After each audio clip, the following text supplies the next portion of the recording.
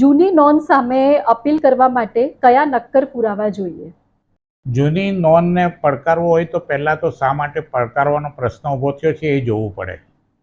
હવે ખાલી એમ કહો કે કયા પુરાવા જોઈએ તો એનાથી કંઈ સિદ્ધ ન થાય. એટલે તમે જે નોંધને ચેલેન્જ કરવા માંગો છો, જે પડકારવા માંગો છો, તો શા માટે પડકારવા માંગો છો, કઈ નોંધને પડકારવા માંગો છો? દાખલા તરીકે વેચાણની નોંધને પડકારવા માંગો છો, વારસાઈની નોંધને પડકારવા માંગો છો, કે બીજા હકની નોંધને પડકારવા માંગો છો? જે નોંધને પડકારવાની હોય તો એ નોંધ જે પડી છે તેના વિરુદ્ધના પુરાવો તમારે રજૂ કરવા પડે.